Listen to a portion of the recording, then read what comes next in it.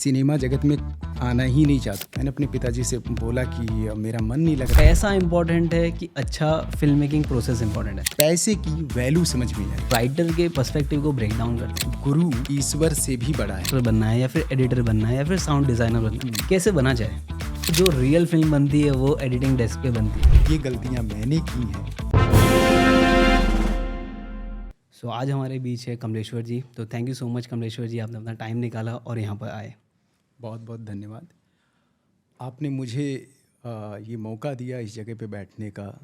शायद मैं इस लायक नहीं हो पाता अगर हमारे गुरुजी श्री सिद्धार्थ केलकर का आशीर्वाद नहीं होता और उनके साथ रह के उनके चरणों में बैठ के हमने जो शिक्षा ली है इस फिल्म जगत के लिए। ऑडियंस के लिए आप अपने बारे में थोड़ा सा इंट्रोडक्शन बता दीजिए। सिनेमा जगत में आना ही नहीं चाहता था क्योंकि मेरी सबसे पहली जो इच्छा थी काम करने की ये अपना, वो थी मेरी सेना में। सेना में नहीं जाने का कारण ये था कि एक उसमें नियम्स होते हैं हर चीज़ के, शरीर से लेके लेंथ, तो कहीं ना कहीं मैं लेंथ में नहीं फिट बैठ रहा था। जो भी थोड़ी बहुत शिक्षा है मेरे पास उसको ग्रहण करने के बाद ये हुआ कि अब किया क्या जाए। मैं एक किसान फैमिली से आता हूँ, गांव से आता हूँ, जहाँ पे हमारा पीढ़ी दर पीढ़ी खेती से अपना जीवन चलाती है। सोचा कि नहीं, हम कुछ ऐसा करेंगे जिसमें मैं भविष्य में अपने परिवार का नाम रोशन कर पाऊँ। कुछ वक्त तक मैंने अपने पिताजी की कंपनी में, जहाँ पे वो काम करते थे, वहाँ पे मैंने काम किया। मैंने अपने पिताजी से बोला कि मेरा मन नहीं लग रहा है, मैं कुछ बड़ा करना चाह रहा हूँ। तो वो काम के बारे में बताइएगा आपके पिताजी। हाँ, मैं बताता हूँ वो काम क्या था। हमारे पिताजी जिस कंपनी में काम करते थे वो ये तंबाकू की डब्बियाँ जो होती हैं, हाँ, जो कि स्टील की होती है, स्टील की मैंने होती गांव हैं। में देखी है। जी जी। तो उसमें वो एज ए वर्कर काम करते थे, बहुत हार्ड काम करते थे। मतलब सुबह हमारे लिए 8 बजे से लेकर रात को 10 बजे तक। वो सब मैंने वहाँ पे जाके सीखा कि किस तरह से लोग, एक मिडिल क्लास परिवार अपने परिवार का पेट पालने के लिए कितनी मेहनत करता है। तो वहाँ मुझे पैसे की वैल्यू समझ में आई। एंड यहाँ पे मैं इंटरेस्टिंग एक और चीज़ को ऐड करना चाहूँगा कि आपकी एक मूवी आ रही है जिसका ट्रेलर मैंने थोड़े दिन पहले देखा। सो मुझे तो काफ़ी पसंद आया। सो मूवी के बारे में थोड़ा सा ऑडियंस को बता दीजिए। मूवी जो आ रही है बहुत साधारण कहानी है, पिता और पुत्र के बीच में, जो हमारे समाज में, जो हमारी संस्कृति में नहीं है, और उस संस्कृति को हम छोड़ के जो बाहर की संस्कृति है उसको अपना रहे हैं। वेस्टर्न कल्चर को, जो कि हमारी संस्कृति में कभी भी एडजस्ट हुआ नहीं है। और जब भी हमने अपनी जड़ों को, अपनी मूल जड़ों को छोड़ के हमने दूसरी जड़ पकड़ी, तो कैसे आप कह सकते हैं कि वो जड़ सही होगी, क्योंकि उसका डीएनए एकदम अलग है।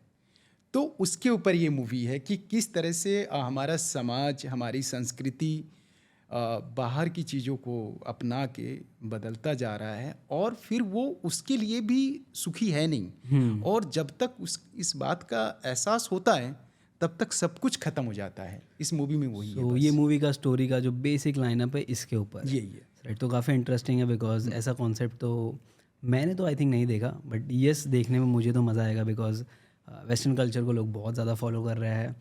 सो आई थिंक इंडिया के बारे में थोड़ा सा अपने को पता मिलेगा।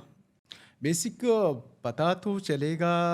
आप जाइए, 5 जनवरी को फिल्म हमारी आ रही है, आप देखिए।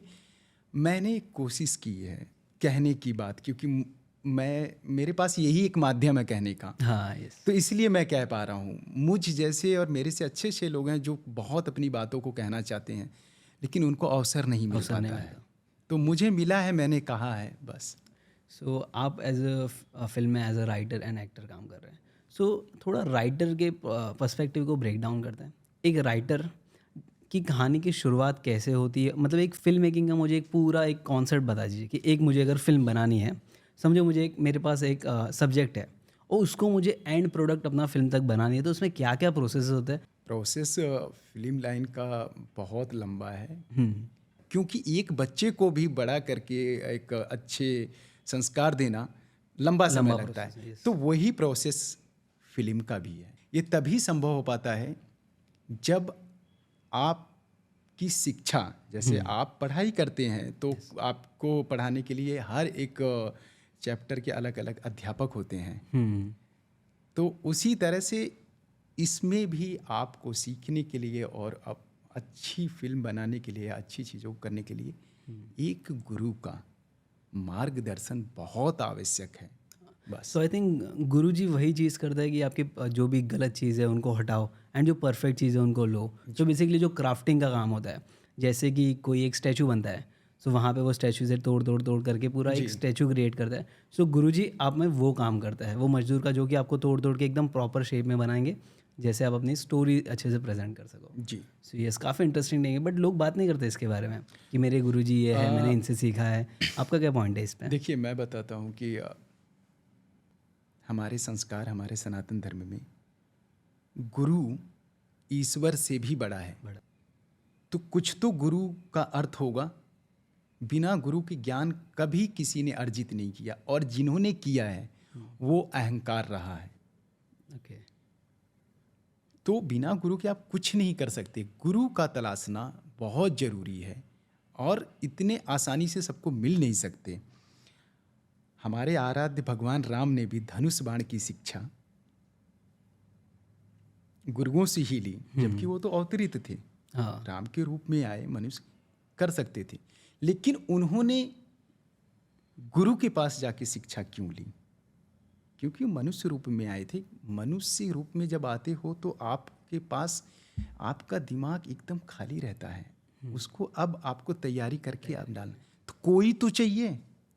मैं देख रहा हूँ बहुत पॉडकास्ट में बड़े बड़े महान क्रिकेटर हैं, बड़े बड़े विद्वान लोग हैं, किसी को मैं नहीं देखता जो अपने गुरु के बारे में बोलता। जो भी आता है आज की जनरेशन में बस परिवार के बारे में, मीन्स जैसा होता है कि मेरी पत्नी ने योगदान दिया, मेरे दोस्त ने दिया, ये दिया। माँ बाप पहले गुरु होते हैं जो आपको बड़ा करते हैं, लेकिन उनसे बड़ा गुरु वो होता है जो आपको पेट भरने के लिए, भोजन के लिए कार्य प्रणाली में लेकर आता है। बहुत सारे लोग मुंबई में आते हैं सपने देख के कि मुझे डायरेक्टर बनना है, एक्टर बनना है, या फिर एडिटर बनना है, या फिर साउंड डिज़ाइनर बनना है। कैसे बना जाए? या कोई भी जो भी आप बनना चाहते हैं, कोई भी कार्य करना चाहते हैं, तो आप पहले वो सोचिए कि जो नाम है वो नाम में वजन कितना है। सबसे बड़ी प्रॉब्लम जो सबसे ज़्यादा जो संघर्ष हम करते हैं, हम लोग जो हम गांव से आते हैं, हमारा संघर्ष का सबसे बड़ा जो कारण बनता है ना, हम नाम को समझ ही नहीं पाते कि इस नाम का वजन कितना है। जैसे कि एडिटर है तो उसका क्या काम है, उसका क्या एडिटर है, इम्पोर्टेंस है? जी एडिटर है भाई, उसका नाम एडिटर है। मतलब एक तरह से वो काटने वाला है। तो दो तरह के दर्जी होते हैं, एक होता है जाता है सीधा कैंची लगा के काट देता है, और एक होता है कि ऐसा काटता है कि आपको एक पैंट बनाने के लिए वो बोलता है मुझे 10 दिन चाहिए। तो आप बोलेंगे यार आपको क्यों 10 दिन चाहिए, और बाजू वाले ने तो वो जो वो सड़क पे बैठ के बना रहा है वो मैं 5 दिन में बना दूंगा। हाँ। तो बोलेगा सर दोनों में फ़र्क होता है। वो फ़र्क कब पता चलता है? वो अंतर आपको तब पता चलता है जब पहनते हो, उसका फिटिंग हो गया, तो दोनों में अंतर है।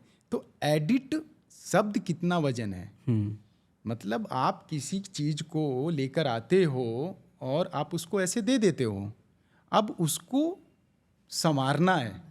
तो संवारना इतना आसान नहीं होता, और अच्छी चीज़ बनाना हमेशा मुश्किल होती है। तो हमारे जो बाहर से आते हैं, हमारे जैसे लोग गांव से आ जाते हैं ना, वो नाम पे आ जाते हैं लेकिन नाम का महत्व नहीं जानते। वो सबसे बड़ी परेशानी फिल्म लाइन में है हर किसी के लिए, क्योंकि मैं भी उसी से जूझा हूँ। क्यों? देखो, मैं पढ़ा लिखा नहीं हूँ। ओके। मैं जो सच बोलता हूँ, पढ़ाई शिक्षा बहुत ज़रूरी है, लेकिन मैं नहीं पढ़ पाया अपने कारणों से। इसी वजह से शायद मुझे लंबा समय लगा कि अगर मैं पढ़ा लिखा होता तो मैं शायद वो समझ पाता उस शब्द का, जो भी मैं इस लाइन में चुना या मैं करना चाहा, कि इसमें समय लगेगा।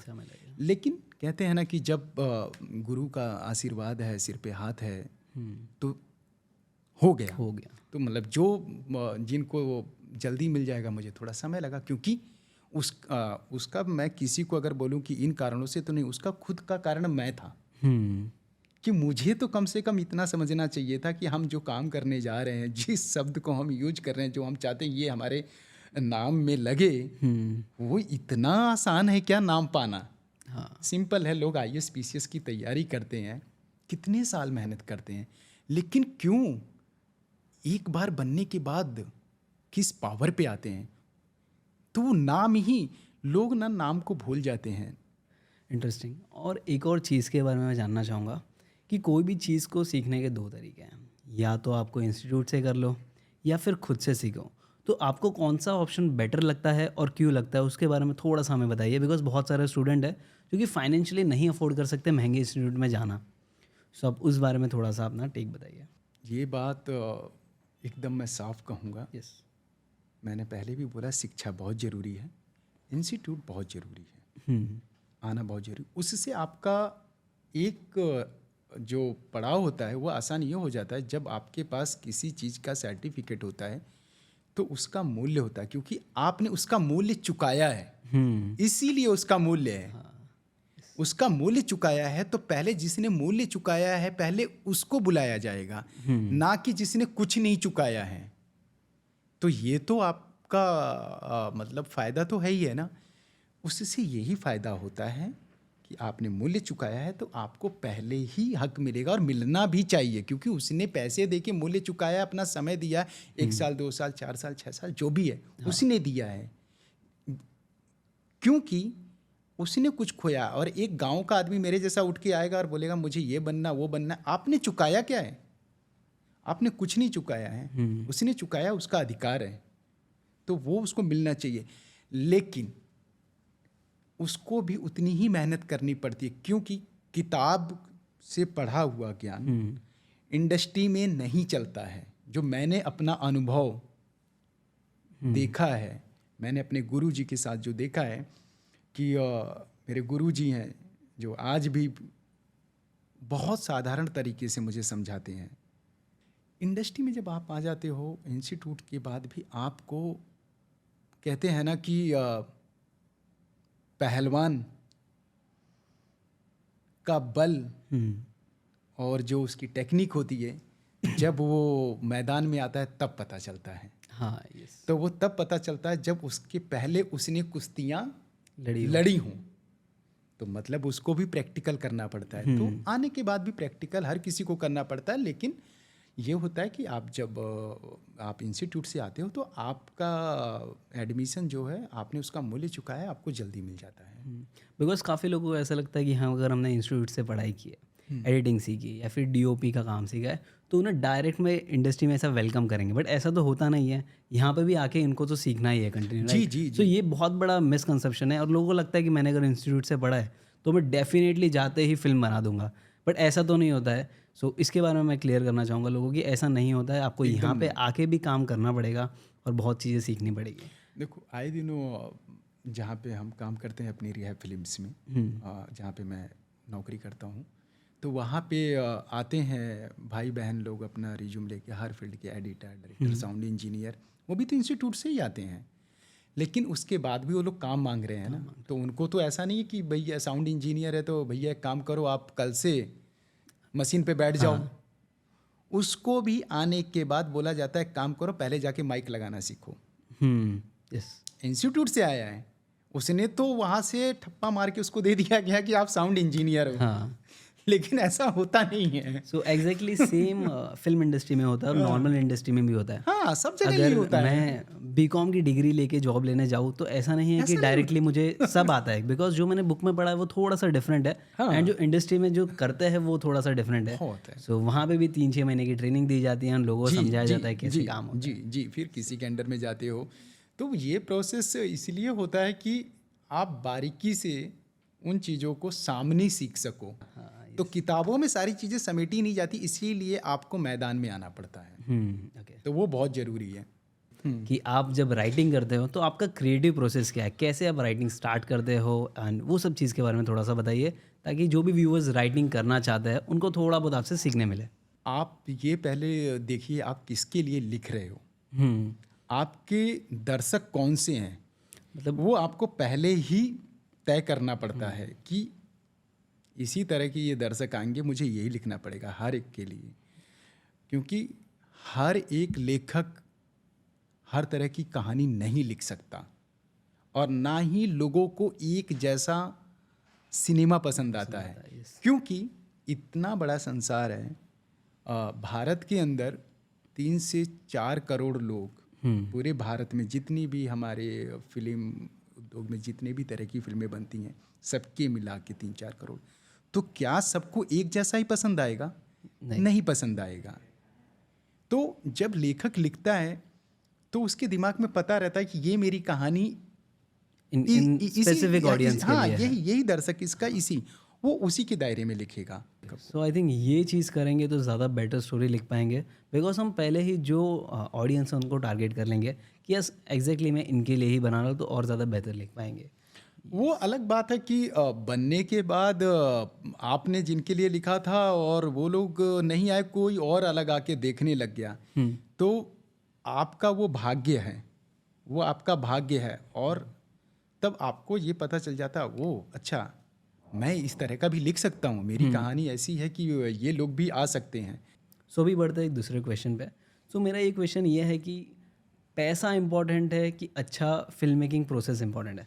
बिकॉज बहुत लोगों के पास पैसा होता है बट स्टिल वो लोग अच्छी फिल्म नहीं बना पाते, एंड बहुत लोगों के पास पैसा नहीं होता स्टिल वो लोग इंटरेस्टिंग स्टोरी बना देते हैं।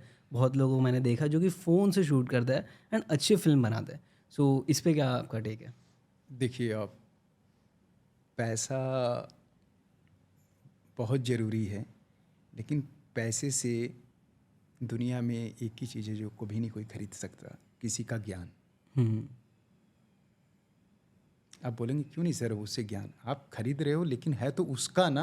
हाँ, आपने सौदेबाजी की है, आपके अंदर वो ज्ञान क्यों नहीं है? तो जैसा आपने कहा कि जिनके पास पैसा है वो नहीं बना पाते, क्योंकि यही हम लोग बातें कर रहे हैं, अनुभव नहीं है। एक्सपीरियंस नहीं है। अनुभव का होना बहुत ज़रूरी है। अगर अनुभव नहीं है तो आप कैसे कोई भी चीज़ बना पाएंगे? अगर ये माइक बनाना है तो इस माइक के लिए आपके पास अनुभव ही रहेगा तभी तो बना पाओगे, नहीं तो आपको पैसा दे के बनवाना पड़ेगा। तो आपने पैसा दे के बनवाया है, ये लेकिन आपका अनुभव अनुभव नहीं। उसका है। हाँ, अब वो अपने अनुभव से इसको कैसा बनाएगा उसको ये तय करना है। तो बात यही है, जो मोबाइल से बनाते हैं वो इसलिए बना पाते हैं अच्छा, क्योंकि उनका अनुभव है, उन्होंने वो त्याग किया है। तो पैसे से ना आप बनवा लेंगे लेकिन उसके अनुभव को खरीद नहीं पाएंगे। यस, बात यही होती है। अभी मान लीजिए आप कहते हैं बहुत बड़ी बड़ी हमारे यहाँ फिल्में बनने लग गई हैं, बहुत बड़े बड़े बजट की। कुछ हमारे ऐसे निर्देशक हैं जो बड़े बजट में बहुत अच्छी फिल्म बना रहे हैं और पूरी दुनिया में वो फिल्में जा रही हैं, पसंद की जा रही हैं। हमारे उनका नाम हो रहा है, भारत का भी नाम हो रहा है। बड़ा पैसा, बड़ी चीज़ें। क्यों? क्योंकि उनका अनुभव है। फिर उसी जगह पे कुछ पिछले 20 साल में मैंने जो देखा है, उनको इतना पैसा दिया गया फिल्म बनाने के लिए, उन्होंने जब वो फिल्म बनाई तो वो फिल्म का अता पता नहीं। उसका कारण क्या है? यहाँ मैं किसी को अपमान नहीं कर रहा हूँ, मैं आपके सवालों का जवाब दे रहा हूँ। वहाँ है कि उनका उस लेवल का अनुभव ही नहीं था। जो भी नए फिल्म मेकर्स है, जो फिल्म मेकिंग सीख रहे हो, जो फिल्म मेकिंग करना चाहते हैं, मैं इनको यही कहूँगा कि आई थिंक बड़ा कैमरा इंपॉर्टेंट इतना नहीं है। वो आर्ट को सीखते रहिए एंड फिर फिल्म बनाइए। आज जो मैं फिल्म बना रहा हूँ, जो बन के कंप्लीट हो चुकी है, ये 2013 में ही हम बनाना चाह रहे थे। जो सार सार, और ना अनुभव होने की वजह से हमारा काफ़ी पैसा बर्बाद हो गया। उस समय मुझे समझ में आया कि बिना अनुभव के और बिना गुरु के कभी जीवन में कुछ काम मत करना। जब फिल्म पूरी बन जाती है फिर जाती है एडिटर के पास। सो मैंने ऐसा सुना है कि जो रियल फिल्म बनती है वो एडिटिंग डेस्क पे बनती है, क्या ये सच है? ये सच है, लेकिन ऐसा नहीं है कि वहाँ पे तभी पहुँचती है ना जब हमारे डायरेक्टर करते हैं। तो बहुत सारे इतने टैलेंटेड डायरेक्टर हैं हमारे यहाँ पे कि जो बहुत अच्छे एडिटर भी हैं, लेकिन कुछ जो त्रुटियां होती हैं शूटिंग के टाइम में, वो त्रुटियों को एडिटर जी ही संभालते हैं, ऐसा नहीं है। ओके। टेबल पे तो फाइनली फिल्म एडिट के बाद ही बाहर आती, तो एडिटर का तो बहुत बड़ा योगदान है, बिना उनके तो फिल्म बन ही नहीं सकती। यस। तो कुछ त्रुटियां हैं जो वो ही सही करते हैं, ये सच है। सो अभी टाइम बहुत चेंज हो चुका है, राइट? अभी नेटफ्लिक्स पे बहुत सारी OTT पे सीरीज़ आती है। सो अभी सिनेमा जैसे पहला था वैसा एग्जैक्टली है कि अभी बहुत चेंज हुआ है, बहुत वेरिएशन हुआ है, बहुत लोगों को अपॉर्चुनिटी मिली है? देखो जब OTT आया ना, तो सब लोग घबरा गए थे, यस।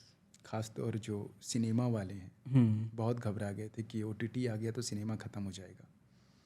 लेकिन उसी बीच में लॉकडाउन आ गया, जिसकी वजह से कोई घर से ही नहीं निकले, तो सबको अपना पूरा दिन काटना था, तो OTT पे लोगों ने गुजारा। लेकिन मुझे तब भी अंदर से हमेशा एक ही आवाज़ आती थी, कोई भी OTT आ जाए सिनेमा कभी बंद नहीं हो सकता। बिकॉज वो एक डिफरेंट एक्सपीरियंस है ना, वहाँ पे Experience है। जाके मूवी देखना एक डिफरेंट एक्सपीरियंस जी है, और अपने फ़ोन में स्क्रीन में जी जी देखना एक जी। डिफरेंट एक्सपीरियंस है। तो जैसे ही कोरोना काल गया, कुछ घटनाएं हुई जिन घटनाओं की वजह से काफ़ी फिल्में नहीं लोग देखने गए, वो अलग बात होती है। लेकिन आप देखो ना, सिनेमा चल रहा है। यस। क्या OTT के आने के बाद, मैं पूछना चाहता हूँ सबसे जिनके दिलों में ये बात बैठी थी, क्या भारत में फिल्में बनना बंद हो गई कि कम हो गया? आपको पता नहीं है, पूरे भारतवर्ष में 10,000 से ऊपर फिल्में बनती हैं, सभी क्षेत्र की मिला के। ओके। क्या सब OTT पे ही आ रही हैं? मतलब कहीं ना कहीं, ये 3 साल की बात नहीं है, इससे पहले की बात बता रहा हूँ, तो सिनेमा में ही थी। आज भी सिनेमा उतना ही है, सिनेमा तो कम नहीं हो रहा है, सिनेमा डे बाय डे बढ़ता जा रहा है। अगर कोई बोल रहा है कि मुझे, हाँ, सिनेमा अगर कम होता तब हम बोल सकते हैं कि OTT का असर पड़ा है। हाँ। सिनेमा तो कम ही नहीं हो रहा है यस। जी। गदर 2 आई, जो सिनेमा बंद थे वो ओपन हो गए, तो कैसे आप कह सकते हैं कि OTT के आने से? हाँ, OTT के आने से एक बहुत अच्छा हुआ, बहुत भाई और बहनें जो घर पे बैठे हुए थे उनको काम मिलने लग गया, क्रिएटिव लोगों को काम मिलने लग गया, तो उनके आने से इंडस्ट्री को और बूस्ट मिला। जो खाली बैठे थे, जिनके पास टैलेंट था, उनको मौका मिला, हर तरह का, एक्टर को भी मिला, डायरेक्टर को भी मिला, राइटर को भी मिला, प्रोड्यूसर को भी मिला, सबको काम मिला। मतलब हमारे जो स्पोर्ट दादा होते हैं, जो हमारे बेस्ट बॉय होते हैं, उनसे लेके सबको काम मिला। इंडस्ट्री उल्टे और बढ़ गई, इंडस्ट्री बढ़ गई, कम तो हुई नहीं, बढ़ गई। और सिनेमा अभी देखिए, अभी लास्ट 4-5 महीने में कितना हैवी ग्रोथ हुआ है। यस। तो सिनेमा को कोई नहीं मार सकता, कोई OTT आ जाए, कोई कुछ भी आ जाए, सब जगह सिनेमा का क्रेज रहेगा। देखो, जिसको बड़े पर्दे पे देखना है ना, वो बड़े पर्दे पे ही देखेगा, चाहे वो OTT कितनी भी बेस्ट क्वालिटी क्यों ना दे। मुझे बड़े बड़े लोगों ने बोला था, देखना आप बदल जाएगा सिनेमा में, कुछ नहीं दिख रहा है मुझे बदला है। बट अभी ये हो गया कि नंबर ऑफ मूवीज और ये बढ़ गई है। नहीं, इससे बहुत फ़ायदा हुआ है, लोगों को काम मिला है, लोगों को अपना टैलेंट निखारने को मिला। अब उसका फ़ायदा क्या?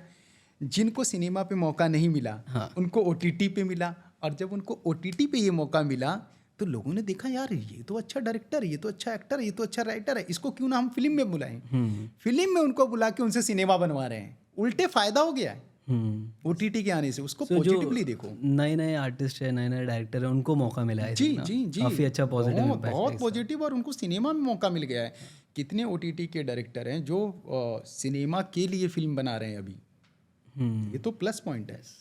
मैं आपको सच बताऊं, एक्टर का पहला शब्द होता है ए। आ का मुझे अर्थ भी नहीं पता है, एक्टर का मुझे कुछ नहीं पता है। ओके। मैं नहीं जानता ना मैं एक्टर हूँ, बहुत सीधी बात। एक्टिंग क्यों किया ये मैं बता सकता हूँ। एक्टिंग इसलिए किया, जब लंबे समय के बाद मैं अपने गांव गया, तो गांव के लोगों के लिए ना सम्मान बहुत प्यारा होता है, और भारतवर्ष इसीलिए जिंदा है क्योंकि मिडिल क्लास लोगों ने अपने सम्मान के लिए लोग अपनी गर्दन कटा देते हैं। हमारे वीर योद्धा जितने भी सीमा पे हैं, सब मिडिल क्लास से आते हैं, उनके लिए सम्मान प्यारा है। गर्दन कटा देंगे लेकिन पीछे नहीं मुड़ते हैं।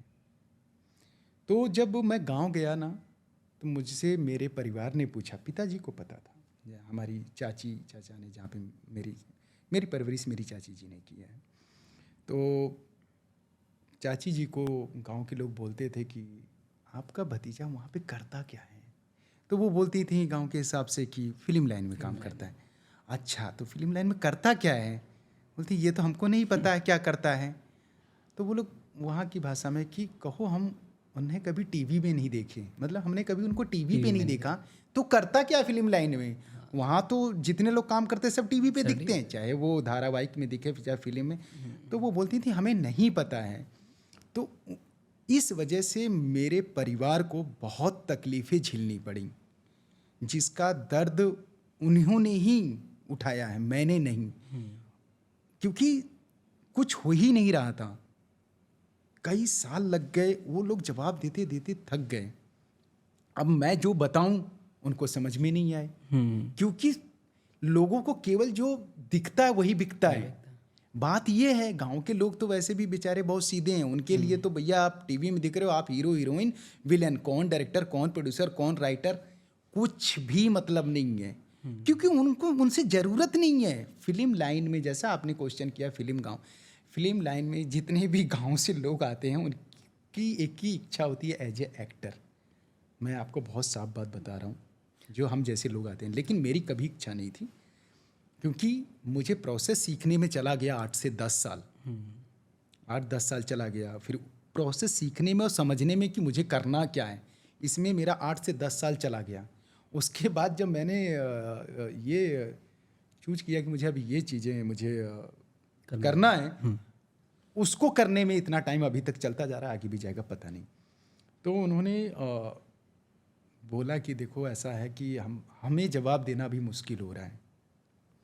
गांव को तो हम फेस कर रहे हैं, हमारे जो सगे संबंधी हैं उनको भी हमको फेस करना पड़ता है।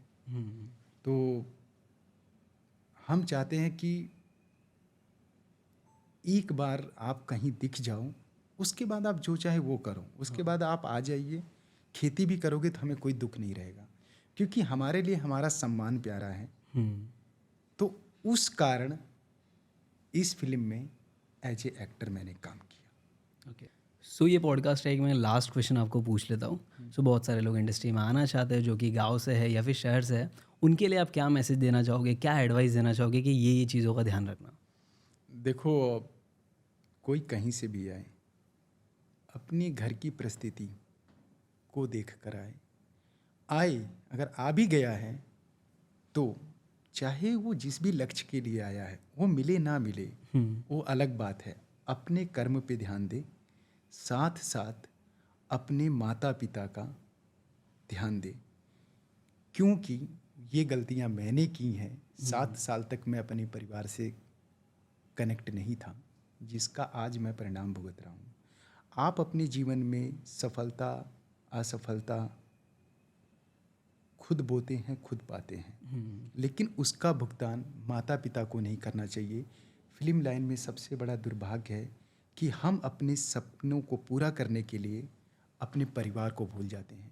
मैं बस यही हाथ जोड़ के अपने जो भी भाई बहन आते हैं बोलूँगा कि सब कुछ आप अपने सपने को पूरा करो, लेकिन दिन में एक बार कॉल अपने माता पिता से बात करके कर लो। बस यही मैं कहना चाहूँगा।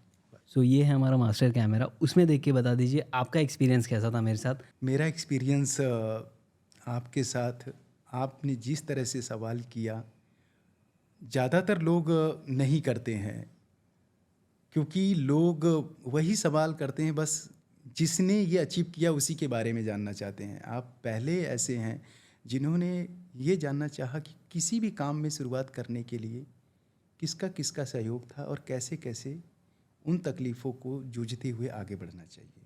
तो ये मुझे बहुत अच्छा लगा और थैंक यू जानना चाहिए हर किसी को, क्योंकि आगे की जर्नी दुनिया बता दी है, लेकिन जो जड़ है, जड़ के बारे में नहीं कोई बताता। जड़ को जानना बहुत जरूरी है।